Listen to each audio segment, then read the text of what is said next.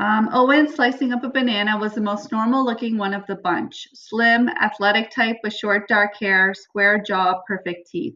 The kind of guy you'd expect to see wearing Hilfiger sweats, shooting hoops with his buddies while his cheerleader girlfriend watched from her daddy's BMW. Go figure.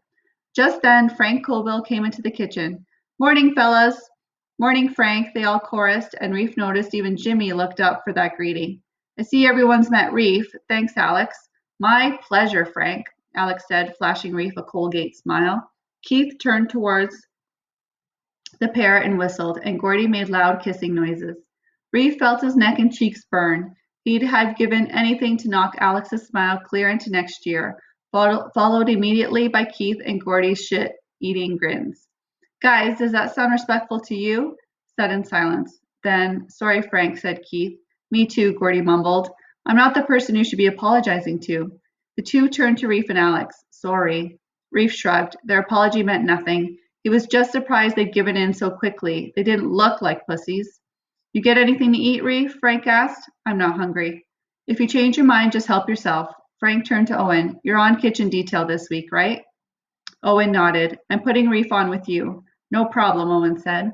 "Everybody doubles up on jobs here, Reef. There's a list on the wall in my office, and you'll rotate through different duties. You and Owen will be partnered up for the next few days." Like I fucking care, Reef thought, but he realized Colville was waiting for a response, so he nodded, non-committally. "Part of being accountable involves letting me know where you are at all times. You don't leave without my say-so, and where you go must be approved by me. You call to let me know you got there, and if something comes up and you're going to be late getting back, you call and let me know that too." "Right, like that'll happen. Anything else?" "Just that I want you to feel free to come talk about anything at any time." "Right, that'll happen too."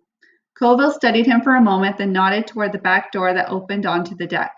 "Come with me for a minute, okay?" He led Reef outside, across the deck, and through the backyard toward the greenhouse.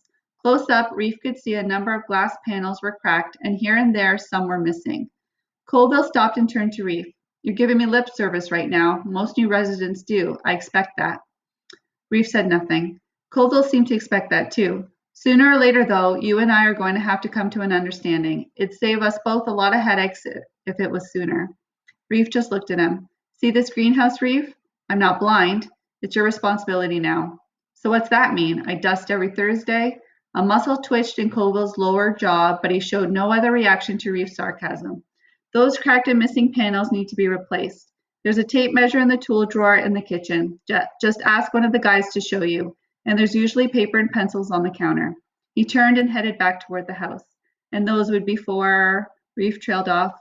Colville never broke his stride. "You're a smart guy," he called over his shoulder. "I'm sure you'll be able to figure it out for yourself." When he got to the door, he turned. "Oh, and don't forget you're on kitchen detail with Owen." He went inside. Reef stood looking at the door, anger scrabbling up his throat, its sharp taste souring his mouth. "You prick," he muttered, and his eyes scoured the loose soil around the greenhouse. It took him only seconds to find what he was searching for. He bent down and pried it loose from the ground, brushed the dirt from its rough surface, took several steps back, then threw the rock as hard as he could, shattering one of the greenhouse panels. Reef smiled, suddenly feeling better than he'd felt in weeks. "One more thing." He turned to see Colville standing in the open kitchen doorway. "The other part of being accountable is paying for your mistakes. The money to fix that panel you just broke comes out of your own pocket." "Fuck you," Reef said, but Colville had already gone back inside. Reef's face twisted and he ground his teeth, felt a sudden coppery taste in his mouth as he bit the inside of his cheek. He raised his hand to his lips, brought it away, red, made fists that clenched and unclenched, uselessly there in the backyard.